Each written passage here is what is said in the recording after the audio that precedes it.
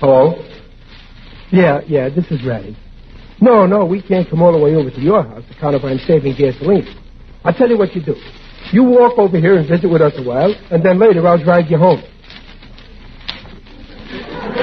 Goodbye now.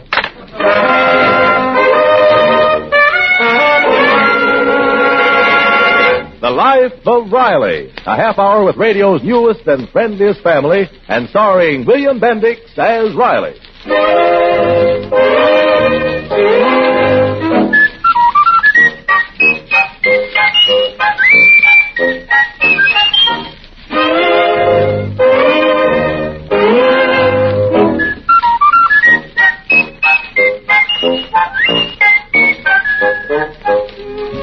Friends, we're happy to have with us tonight as we meet the Riley family and hope that listening to their problems may help you to forget some of your own.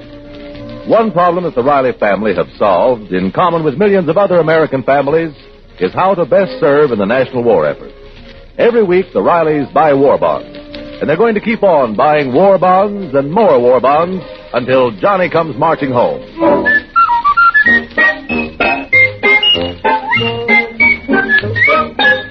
Well, the Rileys are on the move again. Or, rather, they will be as soon as they can find another place to live.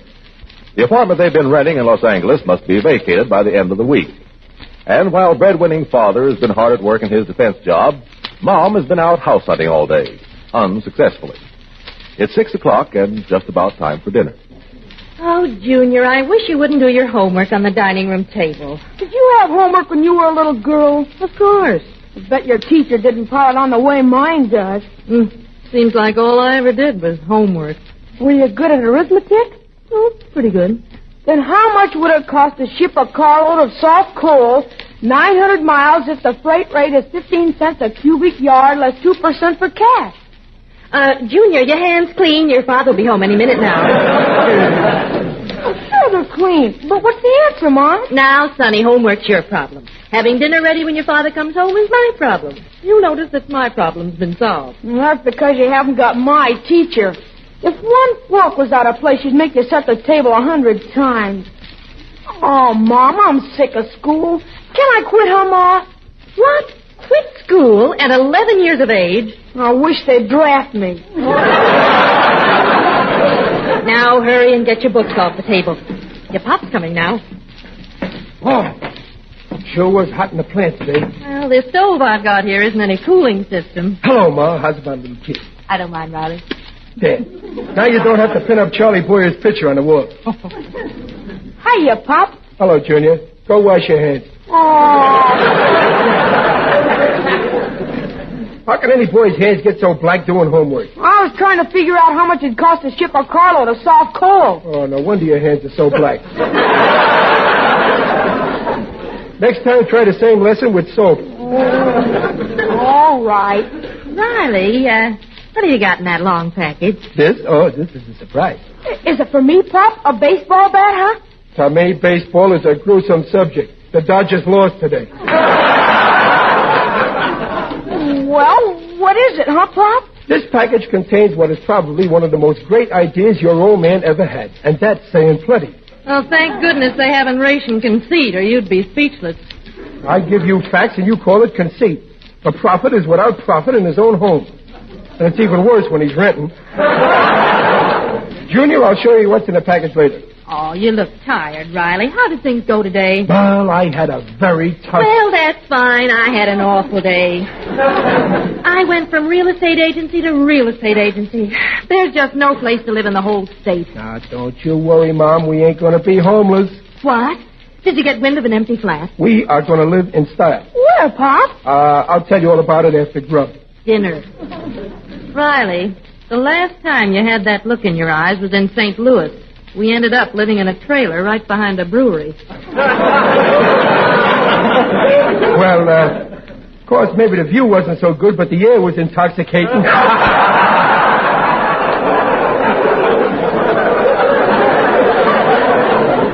Riley, what have you got up your sleeve? I am not at liberty to divulge details until after we grub at dinner.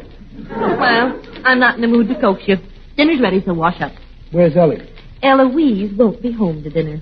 She's rehearsing with that corny dramatic class. So I suppose it's going to be late again. A girl of 16 has got no right being out after dark alone. Your daughter's not alone. She's with that nice boy who lives down the street. Oh, that nice boy. I've talked with that boy. I'd rather she was alone.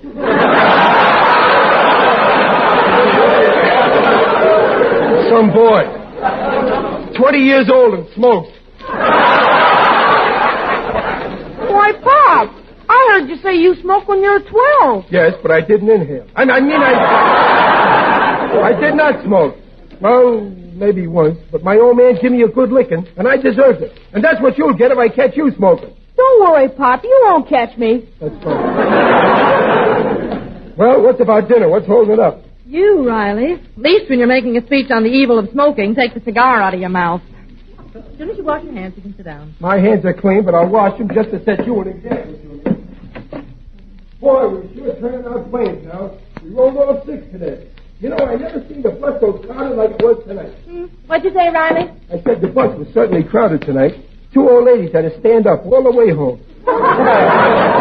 Why didn't you get up and give them your seat? Well, there was only 1 seat and 2 ladies. I didn't want to create any ill feeling between them. Junior, in spite of what your father says, you should always give your seat to a lady. Okay, but if she's a whack, she's got to race me for it. I'm so hungry, my stomach thinks there's a bottleneck in my throat. What's on the bill of fare, Mom? Not that it matters. I love anything you fix. Oh, that's fine. Except veal loaf. Well, that's what we're having, and a salad. But we had veal last night. I know, but there was so much left, I thought we'd have it again tonight. Hey, Pop, tell a guy, what's in that package? Never mind, Junior. It'll keep, like the veal. Pass that stuff, will you? Oh, stop growling. Working in an airplane plant's no harder than trying to feed this house. I only get so many ration points, you know. Hey, Pop, did they transfer you to the land and gear department like you said they would? Nope.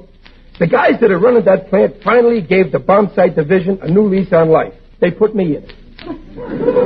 No kidding, Pop. Bomb sight. Gosh, wait till I tell a gang. Bomb sight, isn't that lovely? Just between us, they've got a new sight that's a beauty. From 30,000 feet, they can part Mussolini's hair with a bomb. So I gave it a nickname. It's a blockhead buster. Hey, I just found some veal in this. What'd you do, run short of cereal?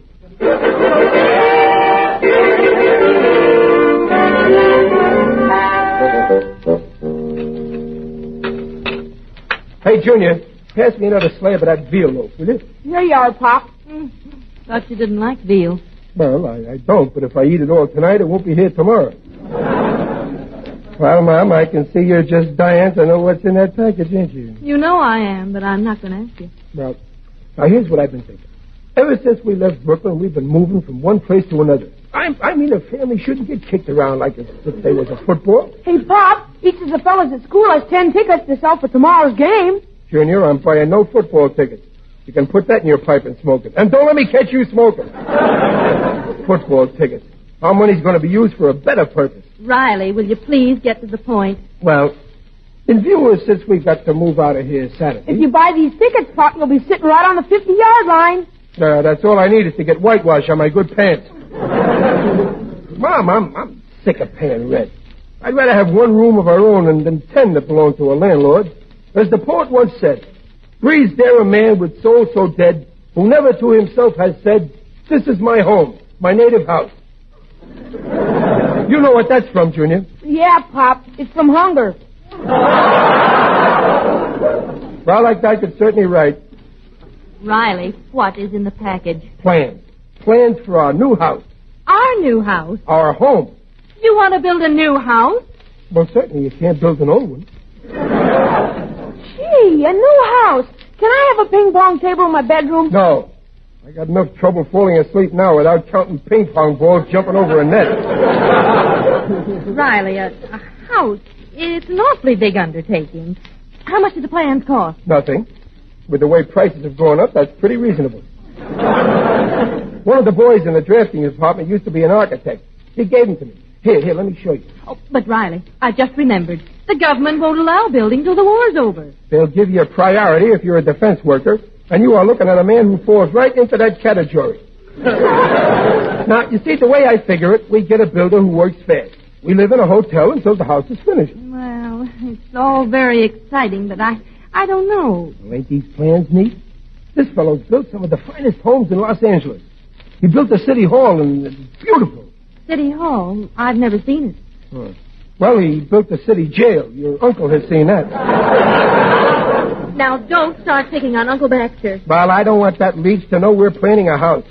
Maybe he'll decide to go back east before we move in. Why, you ought to be ashamed. You never heard me plot against your uncle. My uncle being dead causes us very little trouble. Hey, Pop, show me where the banister is. Banister? Oh, well, here, see? This is the staircase leading to the second floor. And from this window, you can practically see Catalina. Catalina? Where are you thinking of building? On that lot we own down at the beach.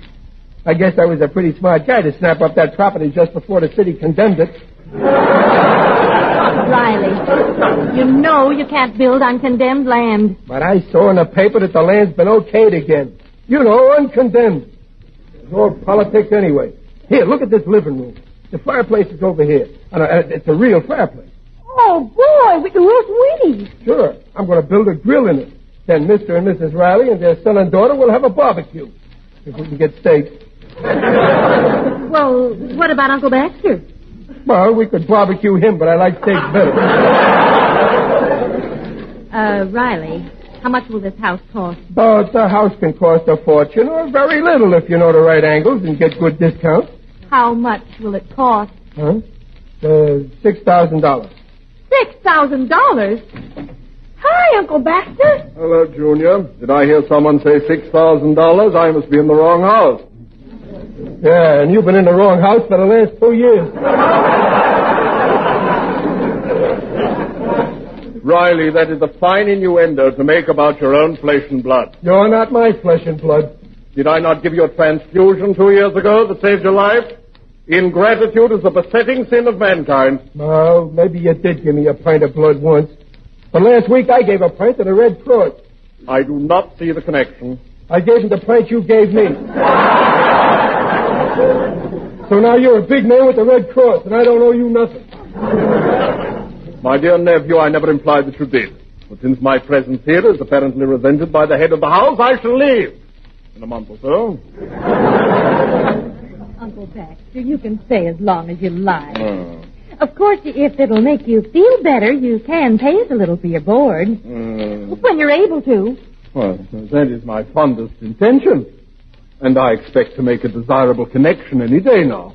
Well, I turned down the position of doorman today at Grauman's Chinese. Why? I couldn't see the screen from the sidewalk.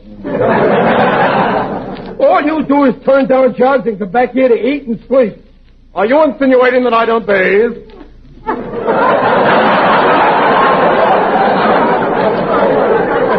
Pop, these plans are no good. I don't see any cellar. Oh, don't you worry, son. There'll be a cellar when the house is finished. We can't disappoint the mice. Uh-huh. Somebody's building a house. And somebody's not going to live in it. Oh, please, Riley. Oh, all right. Now, look. Right here is the dining room. 10 by 8. Very nice size, not too big. That's right. You keep the dining room small. Makes the portions look bigger. This door leads to the kitchen. Now, take it easy before we go any farther. We? What do you mean, we? What do you figure it's going to cost us to build this house? Huh? Us? Pop says $6,000. If your pop says 6, it'll run 10, but I'll keep it down to 8. Now, you listen here. 8? Why, we can't afford to spend anything like that. Now, after all, Riley, we've got nothing in the bank, and we don't know if your job's secure yet. Oh, I admit I've only been at the plant for 3 months, but I can stay there for life. Didn't they switch me to a new department today? Well, maybe we should wait about the house till you've been on the job another few months. Yeah, just like a woman. Well, I don't want to seem conceited, but I might be a partner in that plant one of these days. Very amusing, Riley. Douglas Aircraft taking you in as a partner. Is that so? Well, yesterday, Mr. Douglas passed by my bench, and I heard him say very clearly to his assistant, if that fella keeps working that way, we've got to give him the business.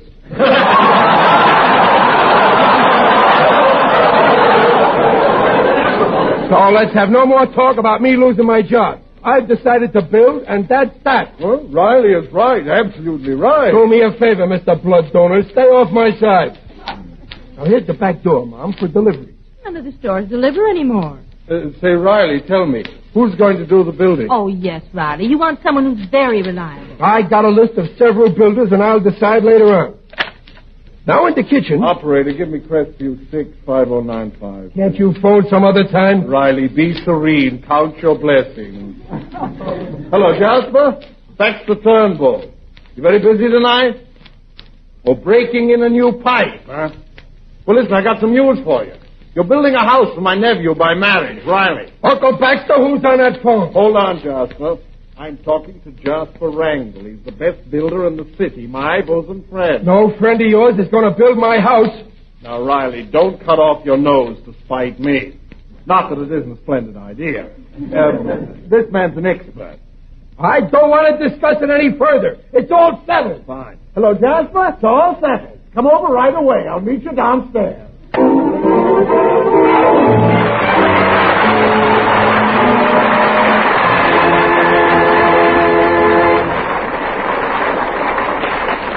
While the Rileys are waiting for the arrival of Uncle Baxter's friend, Mr. Wrangle, here is a message from the Office of War Information. Next winter will be one of the most critical periods of the war for millions of civilians unless they take steps now to prepare their homes for the cold weather. Here are 3 things that can be done now to help ward off sickness and epidemics next year. 1, insulate homes. 2, place orders for coal immediately. 3, check up on all heating equipment to ensure peak efficiency. This is a campaign born of wartime necessity. And because it is vital to winning the war, the government is helping to increase the flow of fuel to shortage areas. But there can be no assurance that conditions will be any less severe than last year unless everyone cooperates during the spring and summer.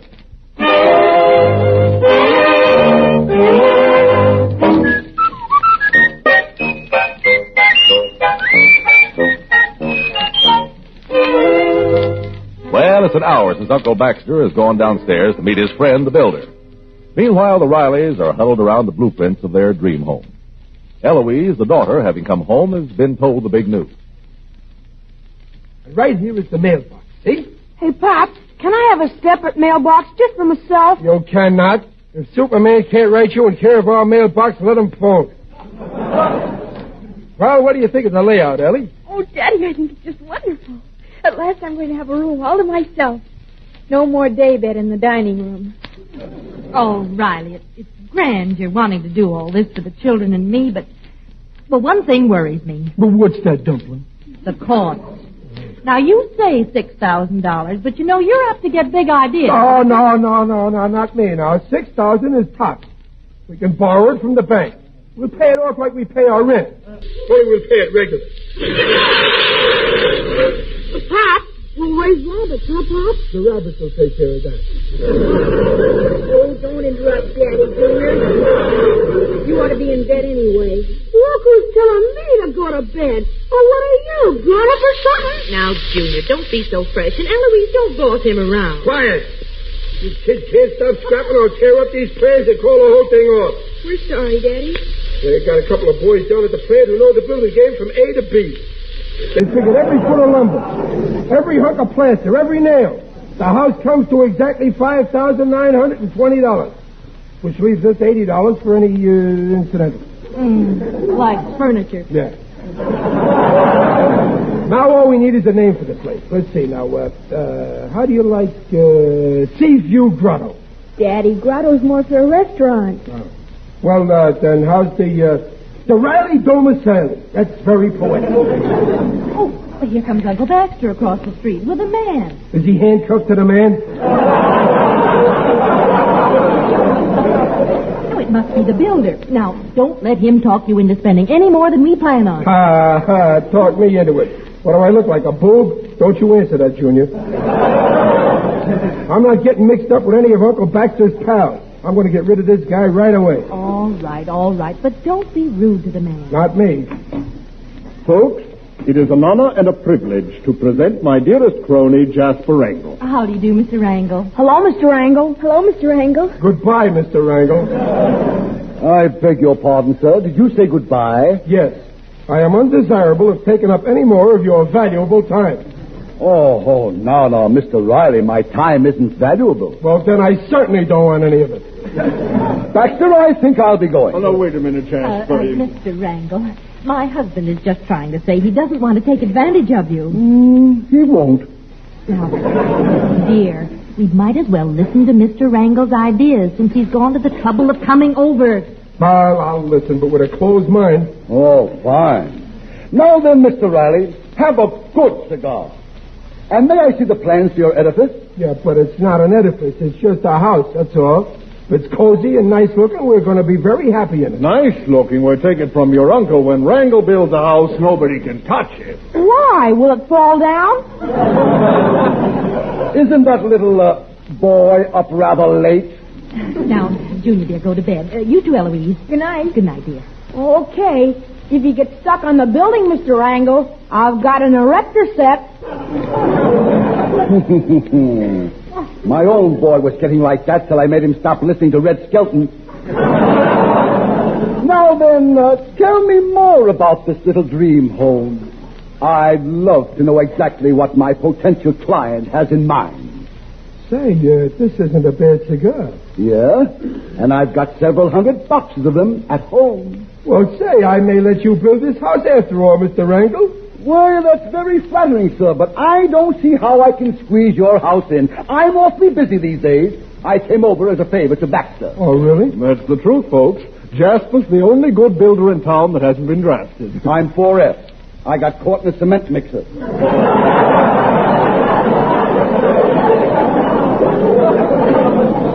And besides, Jasper builds very fast. Oh, and that's important to us, Mr. Wrangle. We've got to move by Saturday. Well, I can't build that fast. Well, look, Mr. Wrangle, we live in a hotel till you finish the house. You ain't going to let us down now, Mr. Wrangle. You can't, you know.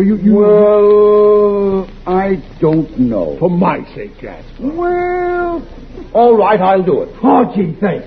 Here, sit down here. Now, here's the plans. How do you like them? Great! Perfect! So it didn't take you very long to study them. You must know your business. Exactly. I wouldn't change one detail. Now then, what did you figure on spending? $6,000. That's absolute top. $6,000 will be ample, I'm sure. See, I told you, Mom. And we want the outside to be colonial. Colonial? Yeah, colonial. You're going to look fine in a white wig. Now let's see the downstairs again. Uh-huh. Say, I like this closet. Closet? That's the living room. But this living room is only 11 by 9. I see you in the living room 22 by 18. We must be visiting. We'll make the living room a bit larger. Mr. Wrangle, I don't like to intrude, but if we add any space, doesn't that raise the cost? No, we'll cut down somewhere else. Maybe we can lower the ceiling. That's it. And that'll give us enough margin to put in a swimming pool. Well, the children would love a pool, but can you do that on $6,000? We can try, my dear lady. This is an exceptional case. You're Baxter's family, and I don't expect to make 1 cent of profit on your house. I get it. You just like to stick your hands in a wet cement. Touche, Mr. Riley, touche. I see the plans call for 6 rooms. Yeah. 3 bedrooms, a living room, kitchen, and a dining room. Well, we'll add a rumpus room right here. Now, wait a minute. Oh, Wrangle is right. Riley, you work very hard all day. You deserve some relaxation. Besides, the rumpus room can be used as a guest room, if you need it. Something tells me we're going to need it. Baxter, mark down the rumpus room leading off the gymnasium. Gymnasium? And there'll be a nice view from your gym, Mr. Riley. You'll be able to see your tennis court. My tennis court? Oh, Riley, it sounds wonderful. Yes, sir. When Wrangle builds them, it thrills them. I can see you now, Mr. R. You wake in the morning, 3 sets of tennis on your court, a cool, refreshing swim in your pool, a workout in your gym, breakfast in your magnificent garden. And then I bum a ride to the plant.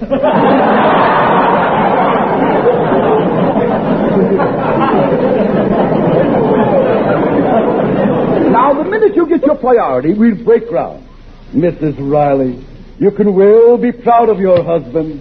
This is the smartest $13,000 he ever spent. 13,000? Well, that is 13,000 for anyone else. But for Baxter's sake, I'll whittle it down to 12.5. Of course, you'll only have 2 rooms. 12.5? I told you I want a 6-room house for $6,000. Sure, but you've got expensive taste. You want swimming pools. You want tennis courts. Who wants swimming pools and tennis courts? All I want is those plans back. I never sent for you in the first place. No. Keep calm, Riley. Uncle Baxter, get this guy out of here and get him to take you with him. Now, Riley, there's no use losing your head. Now, folks, if it's a $6,000 house you want, I can easily do that. You'll beat it. We'll live in a street before you build a house first. I'll get a house with 6 rooms. 3 bedrooms, a living room, kitchen, and a dining room. And no guest room. You hear that, Uncle Baxter? No guest room. Come along, Jasper, and forgive my vehement nephew. Oh, Riley, you ought to be ashamed yelling like that. How do you like that phony builder? If we listen to him, we'd be in hock all our life. Riley, what are you doing at that window? Hey, Randall, and another thing. This is the worst cigar I ever smoked.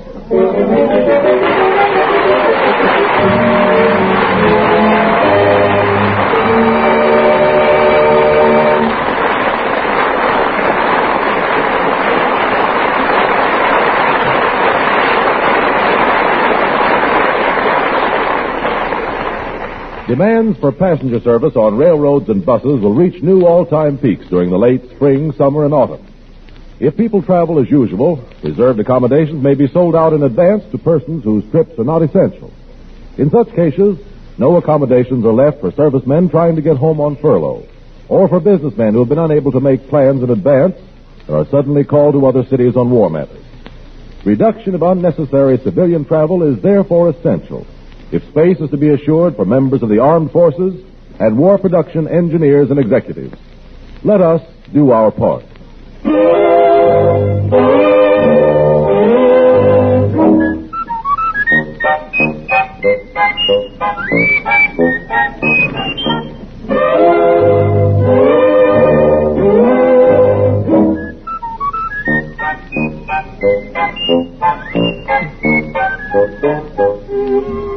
Follow The Life of Riley next week at the same time. William Bendix as Riley appears by arrangement with Hal Roach Studio. The Life of Riley is written by Irvin Brecker and directed by Don Bernard. This is Carlton Cadell speaking. This is the National Broadcasting Company.